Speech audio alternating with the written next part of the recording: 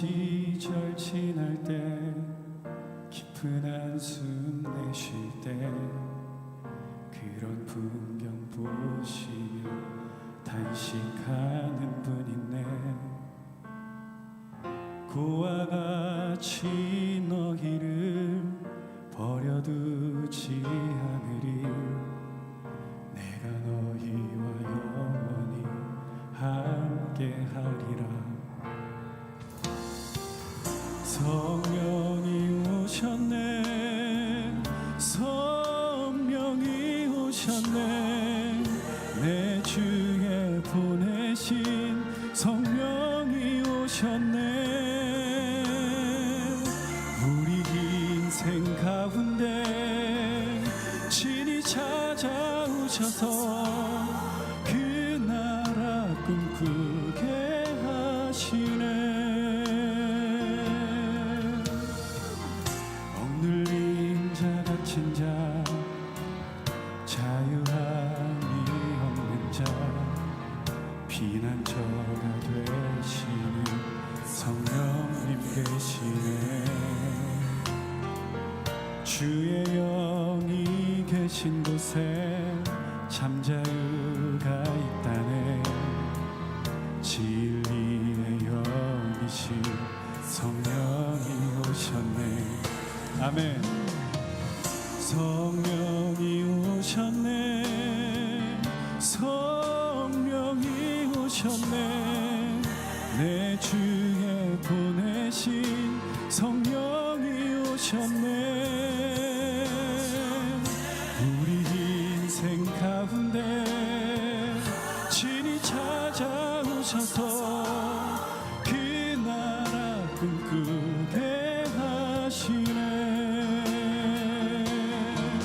성령이 오셨네. 성령이 오셨네. 내 주에 보내신 성령이 오셨네. 이 기쁜 소식을 온 세상 전하세. 성령이 오셨네. 성령이 오셨네. 성령이 오셨네. 내 주에 보내신 성령이 오셨네. 우리 인생 가운데 친히 찾아오셔서 그 나라 꿈꾸게 하시네. 그 나라 꿈꾸게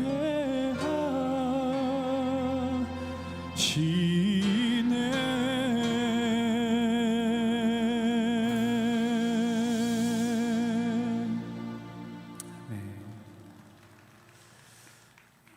지금 이 자리 가운데 함께하고 계신 우리 성령 하나님 찬양합니다. 너무 반갑습니다. 우리 신앙대학교 교직원분들, 지난 그 보직자 워크숍 때 저 보신 분 한번 손 한번 들어주시겠어요? 아, 반갑습니다. 잘 계셨죠? 네. 생각할 때마다 항상 큰 감동과 도전을 주는 학교가 신한대학교입니다. 네. 몇 분은 지금 표정이 아유, 신한대 체프로 왔으니까 인사치레 하나보다 이런 표정이신데 진심이에요. 제가 지난번 증도에 우리 보직자 교수님들 오셔가지고 수양회 하시는 모습을 보고 이렇게 기도하는 학교가 있다고? 그때 제가 엄청난 도전을 받고 목사님의 그 짧은 메시지, 우리 총장님의 짧은 메시지에서 얼마나 도전을 받았는지 제가 굉장히 많이 회개했습니다. 나는 복음 전하는 선교기관에서 일하는 사람인데 저렇게 기도하고 있나? 근데 그때 아쉽게도 짧게 뵙고 그냥 가셔서 더 많이 뵙고 싶었는데 마침 오늘 저희 극동방송 저녁에 가을음악회가 있는 날입니다. 서울 오는 일정이 있어서 함께 예배할 수 있는 시간 주셔서 감사하고요. 우리 경옥실 또 직원분들은 어제 얼마나 따뜻하게 맞아주시는지, 집이 아니라 방은 또 얼마나 큰 데를 주셨는지, 조금 과장해서 저희 집만한 방을 주셔가지고 너무 편하게 잘 있다 왔습니다. 오늘 부족하지만 제 삶에 그리고 이 방송사를 통해서 하나님 역사하신 이야기들 나눌 때 그 살아계신 하나님께서 지금도 우리 신한대학교 구성원분들 한 분 한 분의 삶에 함께하고 계심을 확신하는 시간 되셨으면 좋겠습니다. 여러분, 찬양은요 음악이 아닙니다. 잘 알고 계시죠? 찬양은 음악이 아니에요. 하나님을 높여드리고 경배하는 모든 말과 행동은 다 찬양입니다. 여러분이 혼자 계시는 그 공간에서 하나님 최고예요. 하나님 경배합니다. 하나님 어쩌면 제 삶에 이런 일들을 행하셨어요. 아주 작게 읊조리는 그 한마디도 다 찬양입니다. 그래서 찬양은 우리가 듣는 게 아닙니다. 우리가 흔히 찬양 잘 들었다 뭐 이런 얘기 하시잖아요. 우리는 찬양을 들을 수 있는 존재가 아니에요.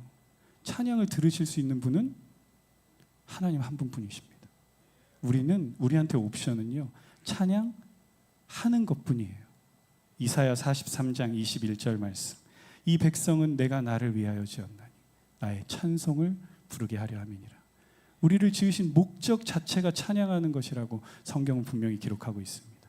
그래서 우리는 우리 삶의 형편과 조건에 상관없이 언제든지 날마다 그 보좌에 앉으신 하나님 찬양해야 될 줄로 믿습니다. 이렇게요. 날마다 주를 찬송하겠네. 주의 사랑의 줄로 나를 굳게 잡아매. 같이 날마다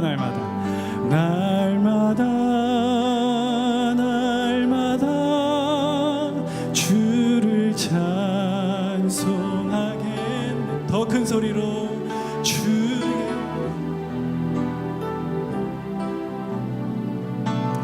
나를 잡아매소서.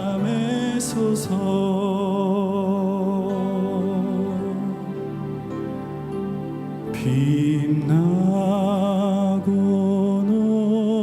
높은 보좌와 그 위에 앉으신 주 예수 얼굴 영광이 해같이 빛나네. 해같이 빛나네. 나 이제 생명 있으니 나 이제 오직 우리 주님의 은혜요. 주님의 은혜 믿음으로 선포하면서 큰 소리로 저 사망 권세 이기니 큰 기쁨 넘치네. 큰 기쁨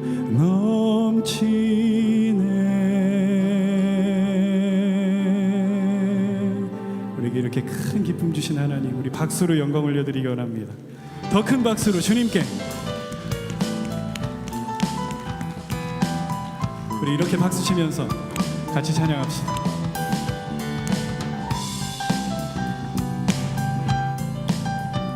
모니터는 좀 빼주셔도 될 것 같습니다. 주는 나의 좋은 목자, 나는 그의 어린 양. 저를 따라 꼴을 먹여주시니 내게 부족함 전혀 없어라. 내게 부족함 전혀 없어. 내게 부족함 전혀 없어라. 부족함 전혀 없어라. 오 주님 같은 친구 없도다. 저 천국 없으면 난 어떻게 하나. 저 천국 문을 열고 나를 부르네. 나는 이 세상에 정될 수. 오 주님 같은 친구, 오 주님 같은 친구 없도다. 저 천국 없으면 나 어떻게 하나. 저 천국 문을 열고 나를 부르네. 나는 이 세상에 죄 많은 이 세상, 죄 많은 이 세상은 내 집안이네. 내 모든 보화는 저 하늘에 있네. 저 천국 문을 열고 나를 부르네. 나는 이 세상에 정들 수 없도다. 오 주님 같은 친구 없도다. 저 천국 없으면 난 어떻게 하나. 저 천국 문을 열고 나를 부르네. 나는 이 세상에 정들 수 없도다. 저 천국에서 모두 날 기다리네. 내 주 예수 피로 죄 씻음 받았네. 아멘. 비록 약하나 주님 날 지키리. 나는 이 세상에 정들 수 없도다. 오 주님 같은 친구 없도다. 더 천국 없으면 난 어떻게 하나.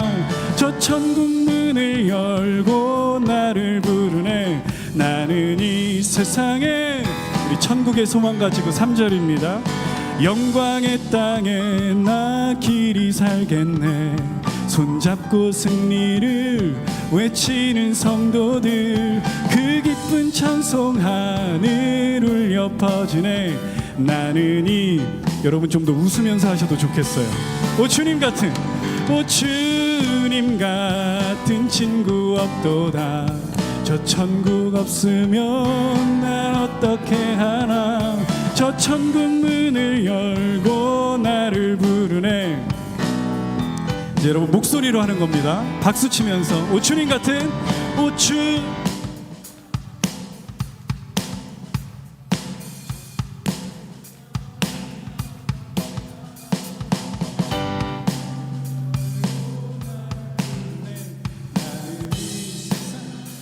할렐루야. 오 주님 같은, 오 주님 같은 친구 없도다.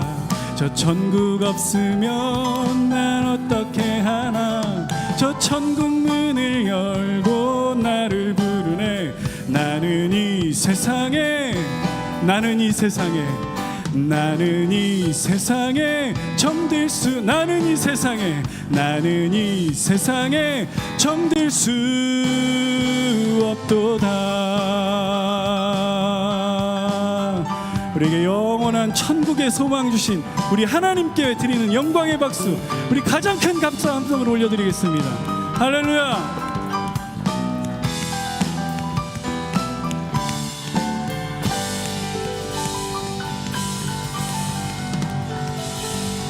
모든 찬양 영광 주님 홀로 받아 주시옵소서. 아멘. 네, 제가 목포에서 왔잖아요, 여러분. 목포식으로 인사 한번 해보겠습니다. 저도 고향은 목포가 아닌데 이렇게 인사하시더라고요, 목포 가니까. 옆에 계신 분들한테. 아따 오늘따라 별나게 이쁘요. 네. 해보세요. 괜찮습니다. 네, 한번.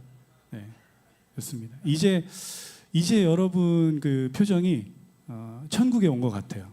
제가 사실 처음 섰을 때 좀 무서웠어요, 솔직히.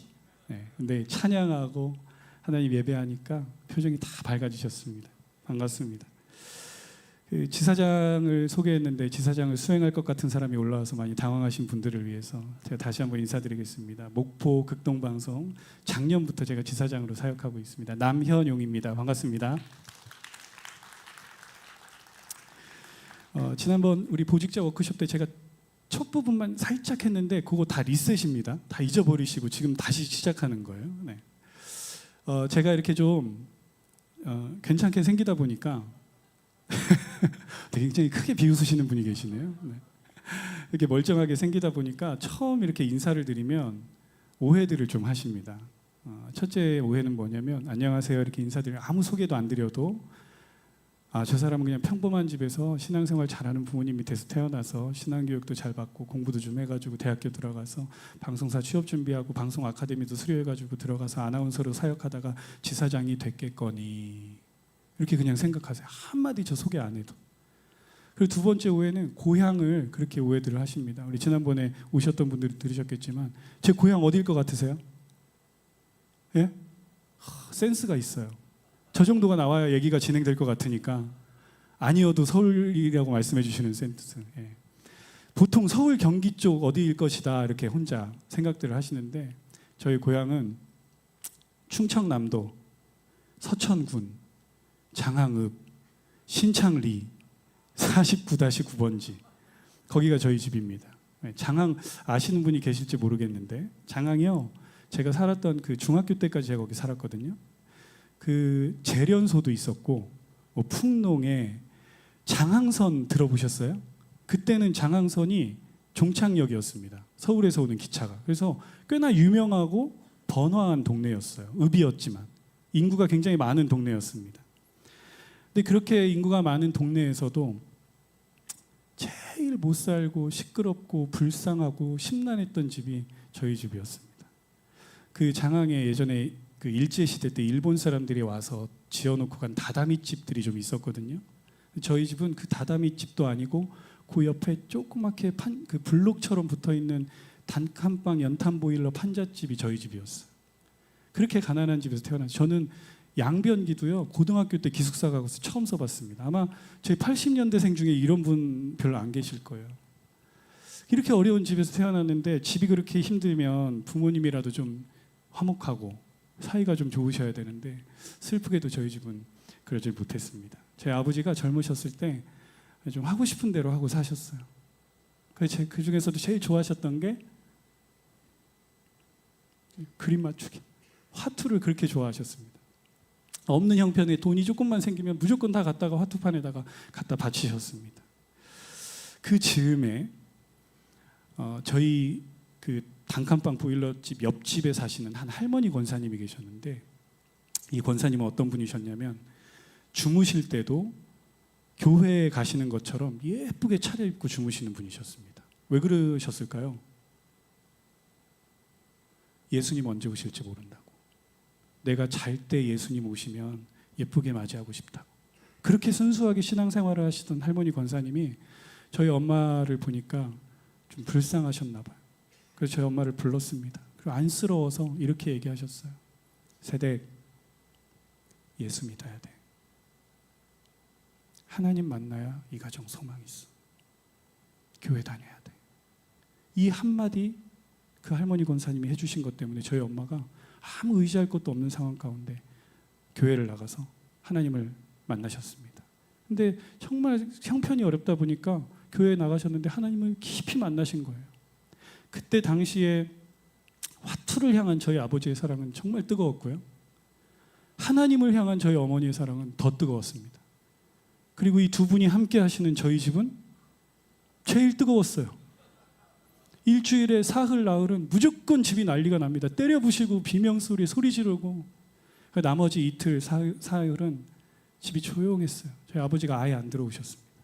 숨 막히는 정적이 흐르는 거예요. 들어오시면 일단 또 난리가 납니다. 아직도 제 머릿속에 사진처럼 뚜렷하게 기억에 남아있는 장면들이 몇 가지가 있어요. 저희 어머니가 저희 아버지 도박판에서 끌고 오는 게 일이었는데 아버지가 자주 가셨던 데가 어디냐면 충남 서천군 장항읍에 위치한 양복집 중앙라사입니다. 거기에 저희 아버지 친구가 하시던 매장이었는데 가면 그 매장 뒤편에 매장만큼 공간이 있어요. 거기 가면요 담배 연기로 뿌옇게 쳐서 앞이 안 보입니다. 근데 거기에 30대 소망 없는 청년들이 모여서 화투를 치고 있는 거예요. 그럼 저희 어머니는 거기 아버지가 거기 가셨다는 얘기를 들으면 거길 가는데 저하고 누나가 어리니까 그 연탄 보일러 집에 둘 수가 없잖아요. 그래서 손을 잡고 가는 거예요. 저랑 저희 누나 손을 붙잡고 그 도박판으로 가서 지금 생각하면 그 30대 초반의 젊은 처자가 어디서 그런 용기가 났는지 저희 아버지가 있는 테이블을 딱 찾아냅니다. 가가지고 테이블을 확 엎으면서 언제까지 이렇게 살 거냐고 막 난리를 피웁니다.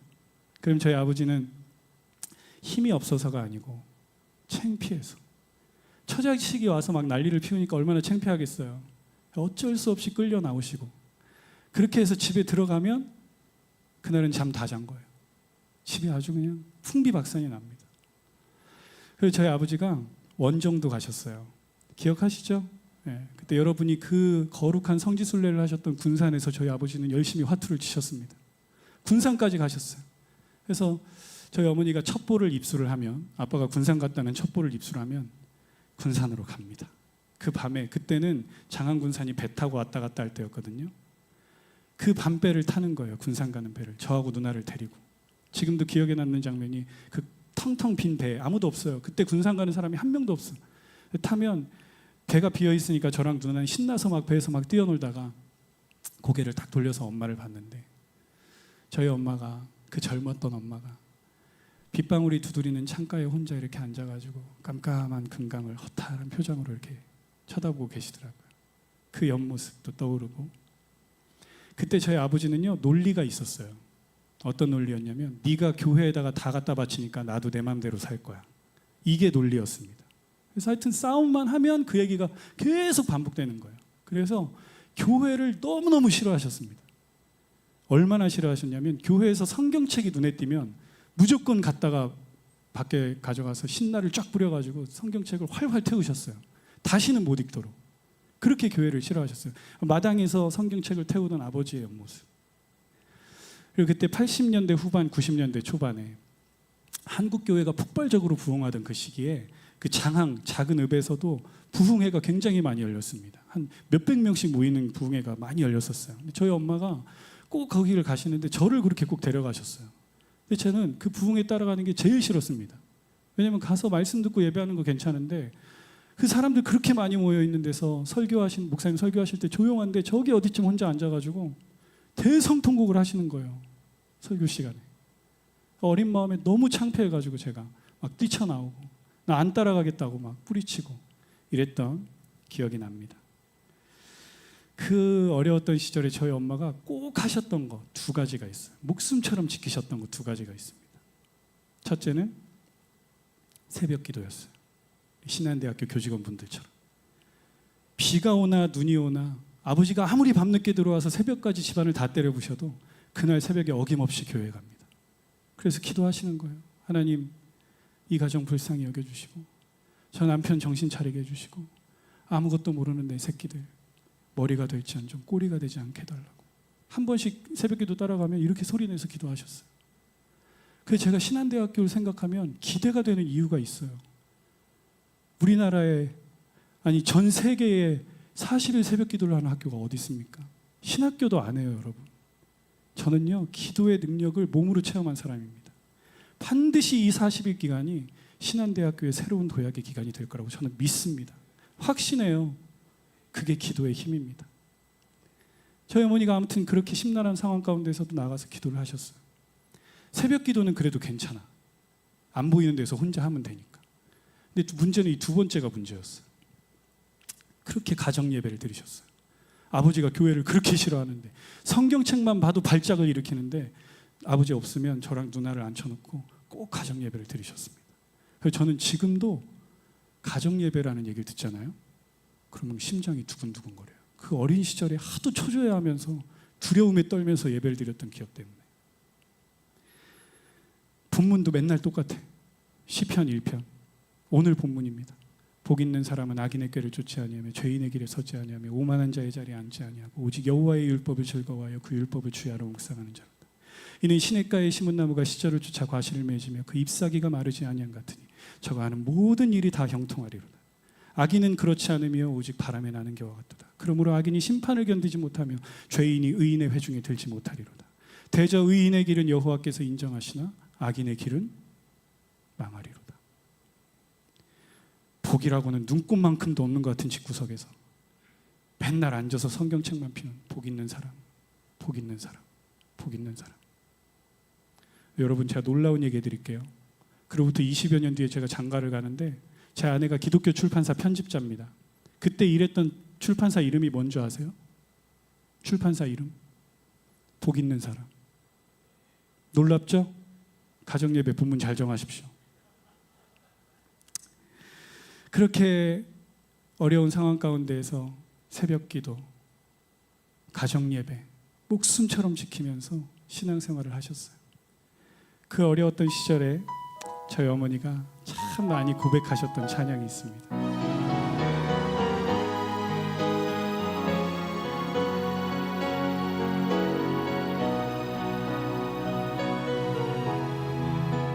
모니터는 다 빼주셔도 될 것 같습니다. 아이레벨.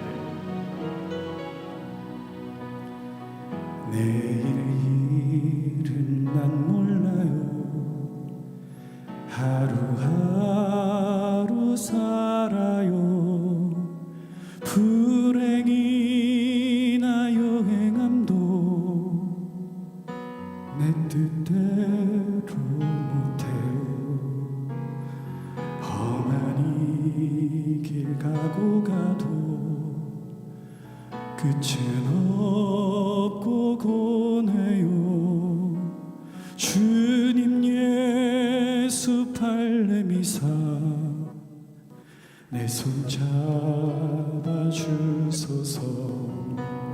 내일 일은 난 몰라요. 장래일도 몰라요. 아버지여 날 붙드사 평탄한 길 주옵소서. 좁은 이 길 진리의 길 주님 가신 그의 길 힘이 들고 어려워도 찬송하며 갑니다. 성령이여 그 음성을 항상 들려주소서.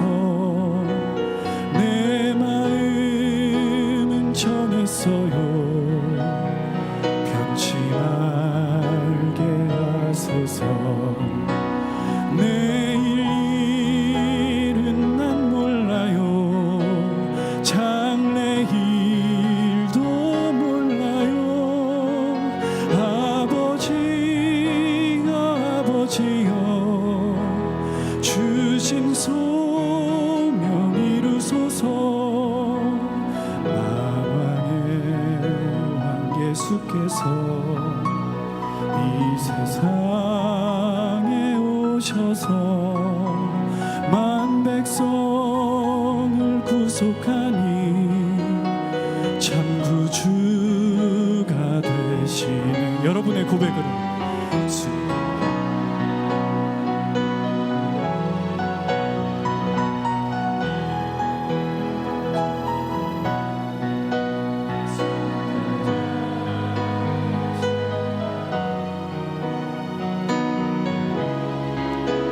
아멘. 불과 같은 성령이여 내 맘에 항상 계셔. 천국 가는 그날까지 주여 지켜 주옵소서. 내일은 난 몰라요. 장래일도 몰라요. 아버지여 아버지여 주신 소명 이루소서. 아버지여 아버지여 아버지여 주신 소명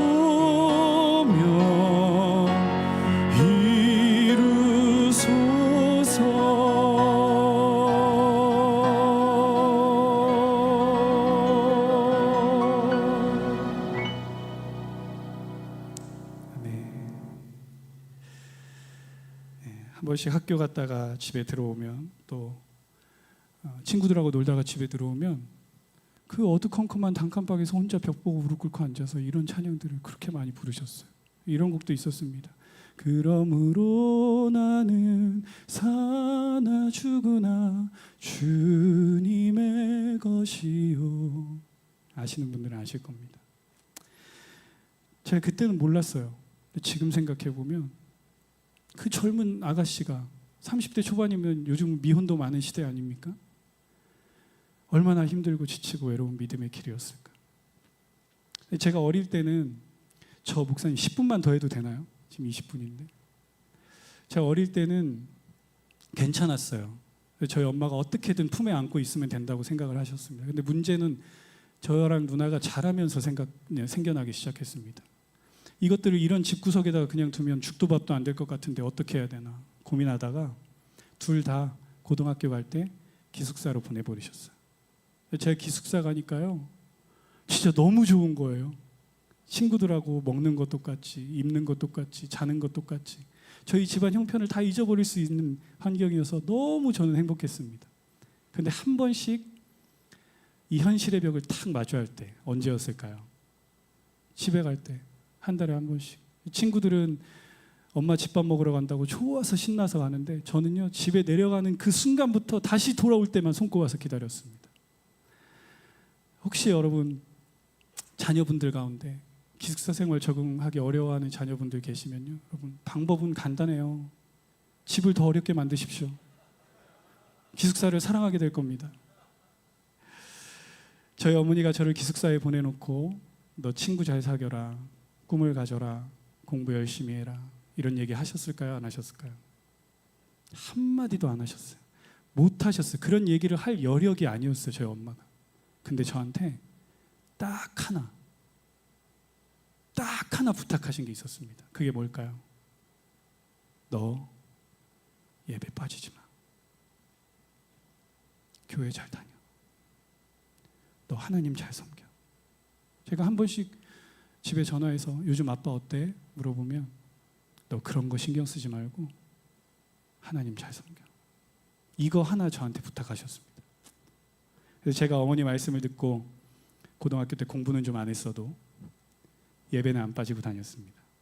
근데 여러분 그 고등학교 3년 기간 동안에요, 그 전까지 어머니를 통해서 만났던 하나님을 제가 직접 만나는 은혜를 체험하게 됩니다. 사실 여러분 저는 그때까지 당당했어요. 신앙생활 할 만하다고 생각했습니다. 우리 엄마가 저렇게 고생하는데, 우리 엄마가 저렇게 빠지지 않고 새벽 기도하는데 교회 다닐 만하다고 생각했어요. 그런데 제가 예수님의 십자가 앞에서 제 죄를 바라보니까 그게 아니었더라고요. 모든 사람이 죄를 범하였음에 하나님의 영광에 이르지 못하더니 그리스도 예수 안에 있는 성령으로 말미암아 하나님의 은혜로 값없이 의롭다 하심을 얻은 자 되었느니라. 우리 엄마가 빠지지 않고 새벽 기도하는 사람이 의롭다 하심을 얻는 게 아니고, 엄마가 고생하면서 신앙생활하는 사람이 의롭다 하심을 얻는 게 아니고, 그리스도 예수 안에 있는 성령의 은혜로만 의롭다 하심을 얻을 수 있다는 말씀을 제가 그때 깨달았습니다. 혹시 그런 분이 안 계실 거라고 믿지만 혹시 우리 이 자리에 계신 구성원분들 가운데 학교의 프로그램 때문에, 순서 때문에 어쩔 수 없이 이 자리에 와서 앉아 계신 분이 계시다면요, 그것도 너무 귀합니다. 하지만 그리스도 예수 안에 성령을 경험하는 그 순간이 있어야 됩니다. 여러분 반드시 예수님의 십자가 앞에서 내 죄를 회개하고 예수님을 내 삶의 구주로 영접하는 그 순간이 있어야 돼요. 제가 고등학교 때 깨달았어요. 그렇게 제가 제 구주로 예수님을 영접하고 대학교를 갈 때가 됐는데, 졸업할 때가 됐는데 저희 아버지가 저를 부르셨습니다. 그리고 이렇게 얘기하셨어요. 아무리 생각해봐도 너무 신기한 거예요. 그때 저희 누나는 간호사를 하고 있었고 저는 대학교를 간다고 하니까 저희 아버지가 너무 신기한 거예요. 자기랑 같이 화투 치던 친구들 자식들은 벌써 어디서 건달이 됐거나 사고 쳐가지고 돈 들어간다는 얘기밖에 안 들리는데 우리 애들은 멀쩡하게 커가지고 이렇게 성인이 되니까 아무리 생각해도 이유는 하나밖에 없는 겁니다. 그래서 저를 앉혀놓고 이렇게 얘기하셨어요. 니들이 지금까지 이렇게 삐뚤어지지 않고 잘 자랄 수 있었던 거는 눈이 오나 비가 오나 너희들 위해서 새벽마다 나가서 기도한 너희 엄마 기도 덕분인 줄 알으라고. 교회를 그렇게 싫어하시는 저희 아버지가 그 이야기를 하셨을 때 제가 다시 한번 깨달았습니다. 우리 하나님 진짜 살아계시구나. 우리 엄마가 이 믿음의 순간을 위해서 지금까지 그 힘든 길을 걸어오셨구나. 그리고 제가 대학교 갈 때쯤에 저희 아버지가 조금씩 삶의 자세를 고쳐먹기 시작했어요. 생각을 바꾸기 시작하셨습니다. 창피할 거 아니에요. 자식들이 이렇게 커가는데. 그리고 저도 그 대학교를 가던 시기에 친구한테 받은 책 한 권에 너무 도전을 받아가지고 지금까지 하루에 4번, 5번씩 암송하며 믿음으로 선포하는 성경 구절이 있습니다. 역대상 4장 10절 말씀. 원컨대 주께서 나에게 복의 복을 더하사 나의 지경을 넓히시고 주의 손으로 나를 도우사 나를 환난을 벗어나 근심이 없게 하옵소서. 이 야베스의 기도라는 책에 제가 너무 도전을 받아가지고 그때부터 지금까지 저희 애들한테도 자기 전에 꼭 암송시키는 말씀이에요. 그 즈음에 저희 집 형편이 점점 좋아졌을까요? 점점 어려워졌을까요? 네? 저희 집안 형편이요, 형편없이 어려워졌어요. 더 어려워졌어요. 저희 아버지가 급기야는 컨테이너 박스를 하나 어디 갔다가 산자락에다 놓고 사시게 되셨습니다. 제가 대학교에 가도 그 컨테이너 박스에 한 번씩 가야 되잖아요. 어느 날은 제가 그날 집에 와가지고 자고 아침에 눈을 떴는데 두 분이 다 나가 계시더라고요. 늦은 오전이었습니다. 한 11시쯤 됐었던 것 같아요. 그날따라 이렇게 컨테이너 박스 천장을 바라보는데 하나님이 너무 원망스러운 거예요. 여러분, 제가 그때 어떻게 살았냐면요, 교회에서 먹고 자고 하면서 집에 돈이 없으니까 새벽 기도 차량 운행부터 모든 예배 찬양 인도를 다 하고요. 교회 사역이란 사역은 안 빠지고 다 참여하고, 월급 받는 아르바이트는 교회 사역 방해될까 봐 생각도 못하고 하루하루 시간 날 때마다 막노동판 나가서 공사판에서 일해서 용돈 벌던 때였습니다. 그래도 외부 찬양 선교단, 뮤지컬 선교단 공부도 열심히 해가지고 장학금도 받던 때였어요. 근데 제가 그날 그 컨테이너 박스에 누워가지고 하나님한테, 하나님, 제가 이렇게 열심히 살면 뭐합니까? 집안 꼴이 이게 뭡니까? 이게 하나님께 영광이 됩니까? 이러면서 막 하나님을 원망하고 있는데 하나님께서 저한테 음성을 들려주셨습니다. 뭐라고 했는지 아세요? 너 입 다물고 무릎 꿇고 앉아서 기도해. 제가 그 음성을 듣고 도저히 머리로는 할 수 없는 상황이었지만 억지로 몸을 일으켜서 주먹으로 컨테이너 박스 바닥을 쾅쾅 때리면서 무릎을 꿇고 앉았습니다.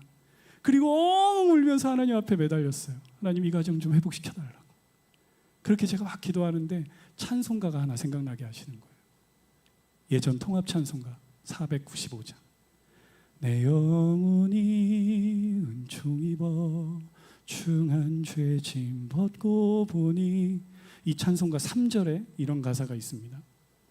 높은 산이 거친 들이 조막이나 궁궐이나 내 주 예수 모신 곳이 그 어디나,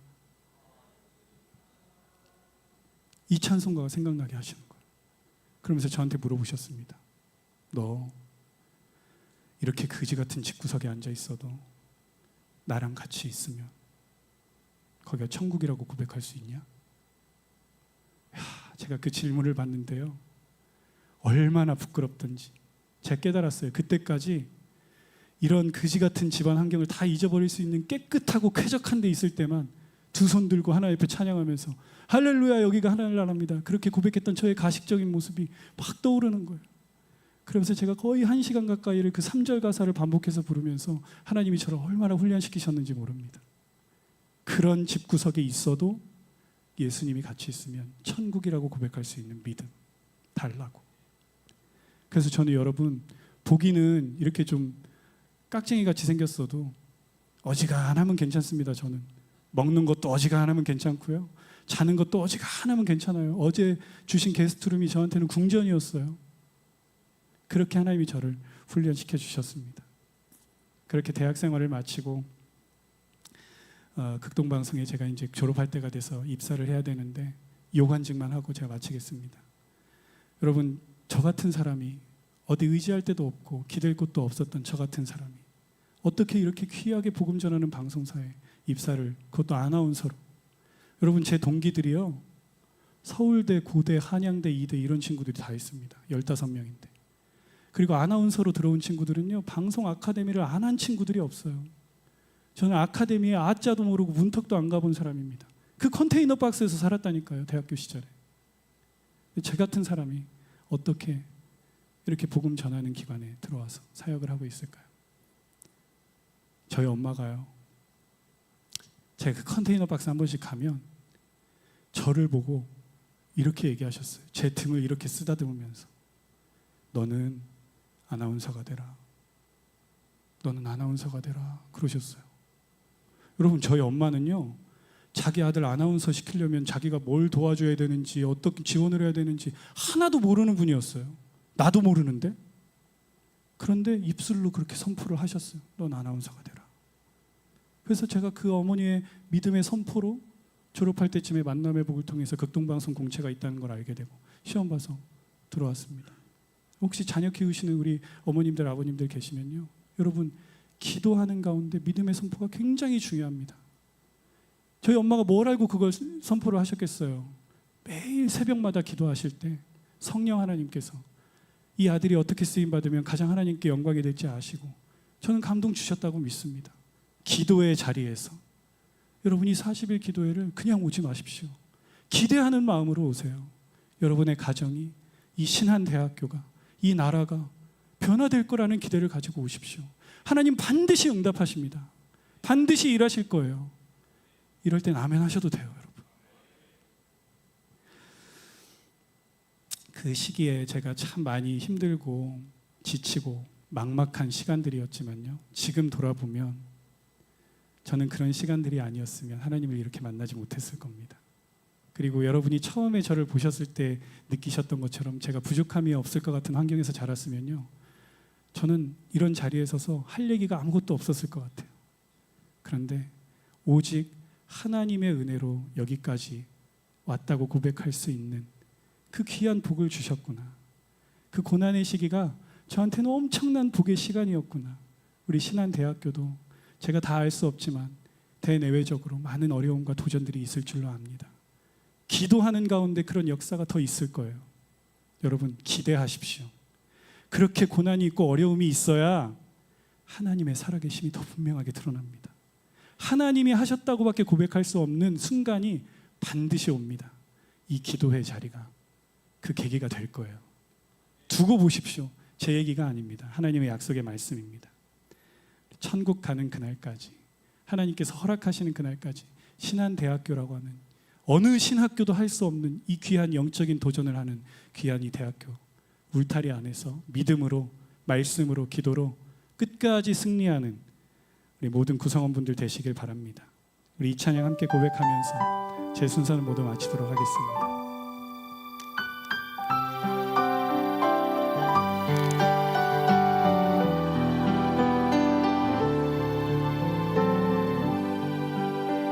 같이 고백할까요? 저 멀리 배는 나의 시온성, 오 거룩한 곳 아버지 집, 내 사모하는 집에 가고자, 사모하는 집에 가고자 한밤을 새웠네. 저 망망한 바다 위에, 저 망망한 바다 위에 이 몸이 상할지라도 우리 결단하면서 오늘은 이곳, 오늘은 이곳, 내일은 저곳, 주복음 저 빈들이나 사막에서 이 몸이 상할지라도, 빈들이나 사막에서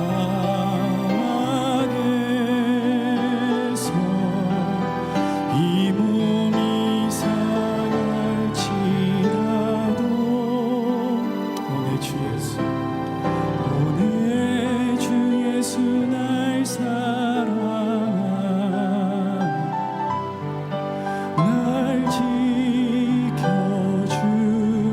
여러분 가슴에 손 얹고 날 지켜주시리, 날 지켜주. 옆에 있는 동역자들 축복하면서 널 지켜주시리, 널 지켜주.